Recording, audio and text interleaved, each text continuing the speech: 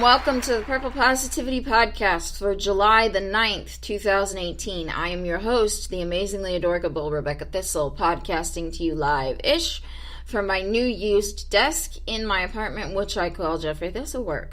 Yes. So, I actually have to work today.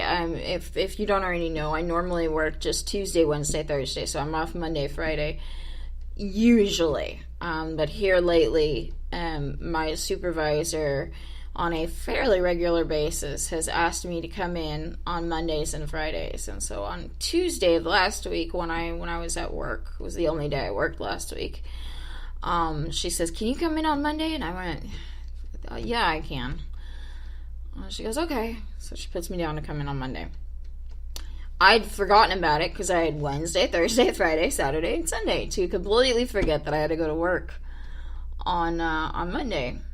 But then last night I was sitting there pondering life, the universe, and everything, like you do. And I realized I have to work tomorrow, so I'd better go to bed.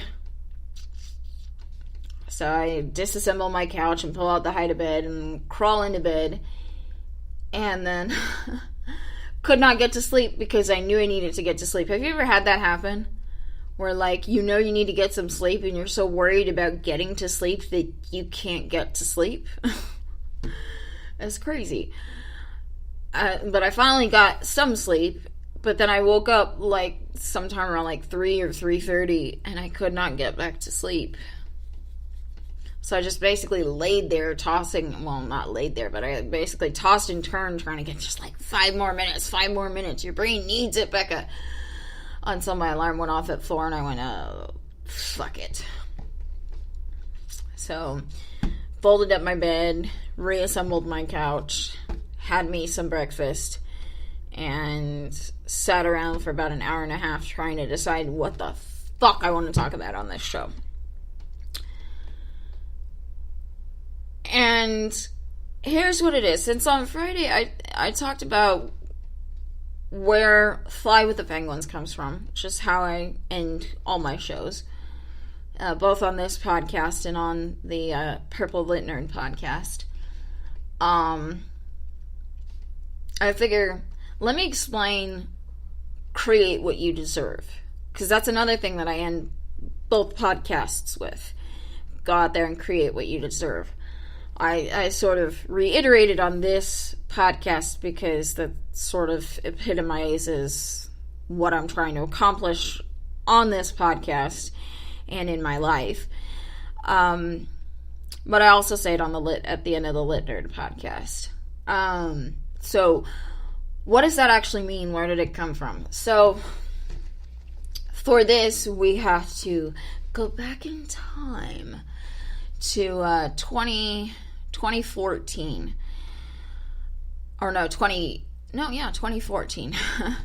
I was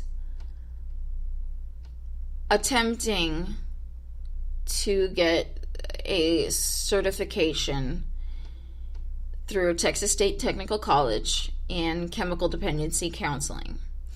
In layman's terms, I wanted to help people with addiction problems. So, fall of 2014,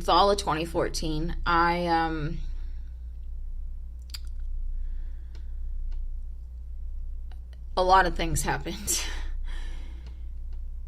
But specifically, shortly after the semester began, I had an upheaval in my life. My son and I, we went to go live in a domestic violence shelter. Now, that semester, one of the classes I took was called Substance Abuse Prevention. And so it was a class about what kinds of techniques can we use to prevent people from developing an addiction. And our first assignment was to create a flyer targeted at a specific demographic, and that would hopefully prevent substance abuse. Duh. Okay. So, because there's a part of my brain perpetually stuck at the age of 19 at all times, I said, I'd really like to, my demographic to be people in their late teens, early 20s. Late high school, early college, when you're out doing all your stupid ass partying shit. And so so as I sat down to kind of visualize this flyer, I was trying to come up with a hashtag, because that's what the kids are into these days, right? I am so out of touch with reality. It's insane. So I sat down and I thought about it, and I thought about it, and I thought about it some more, and I tried a couple of different things, and that just didn't seem right. And then, out of nowhere, something Dr. Phil McGraw, that Dr. Phil, do not look at me in that tone of voice. Something Dr. Phil said on multiple occasions just burst to the forefront of my mind. He said, and I'm mostly paraphrasing, that we have a tendency as human beings to create circumstances based on what we believe we deserve from life. And so I went, hashtag create what you deserve. That makes sense. And so I made, my little flyer. It was very simple and very basic. I said, you deserve to be happy. You deserve to be healthy. You deserve a good life.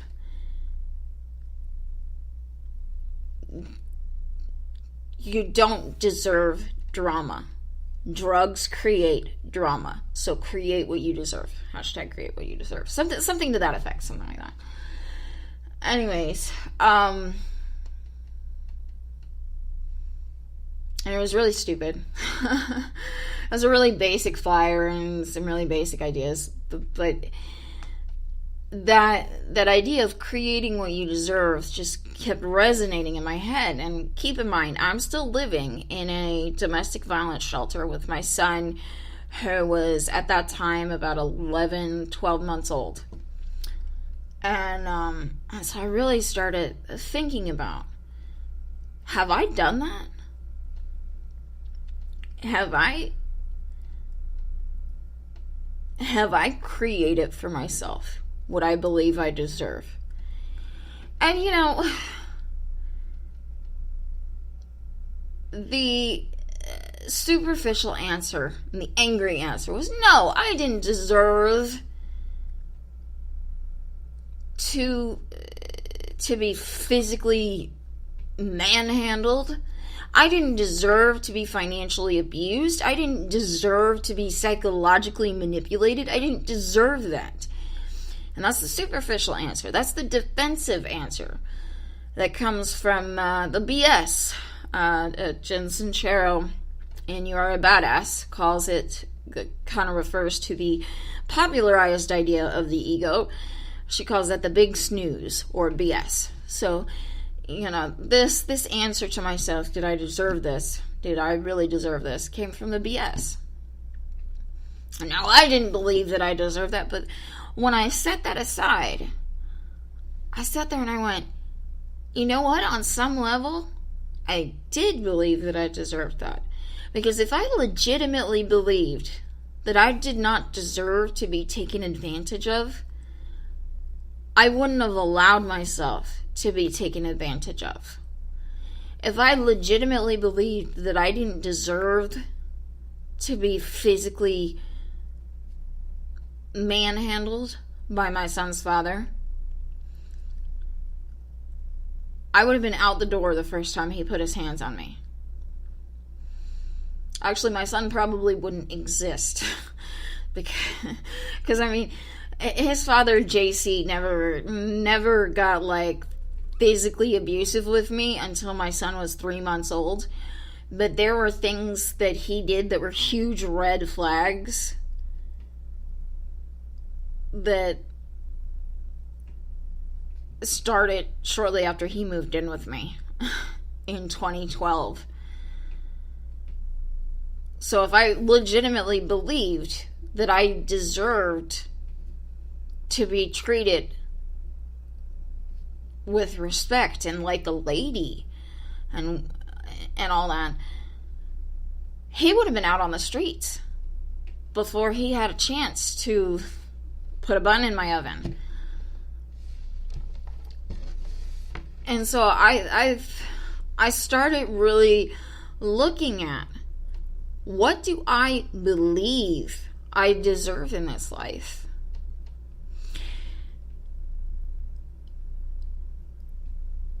And before I go any further, I've really worked hard over the past almost 4 years to disembowel these beliefs and just obliterate them and start from the ground up. I have done a lot of work.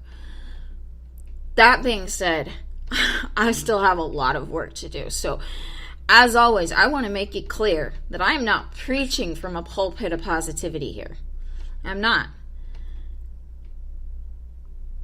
I still got lots of work to do. I'm sharing my process with you. I'm not trying to say, hey, look at me, I do things awesome. You should too. Because I'm not perfect. I never will be. I'm not perfect. So that being said, this process started around about that time, where I really started examining and dissecting what I believe about myself, about my life, about the things I deserve.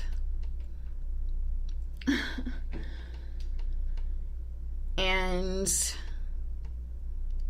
quite frankly, it's very disturbing. It is very disturbing to sit down and go, wow,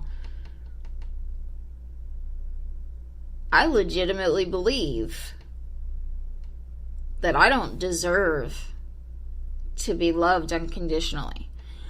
One belief that I have recently, well, not so recently uncovered, but I have recently been really trying to get rid of, is I 100%, I mean the percentage is going down, but I 100% believed, probably at about 65-70% now, I believed that I deserve to love but not be loved in return. That it is my right to love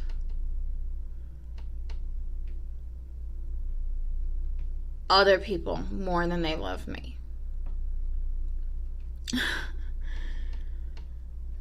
And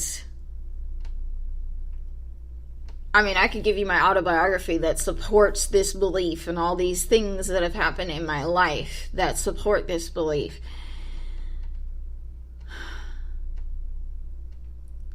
But I won't do that. But that is a belief that I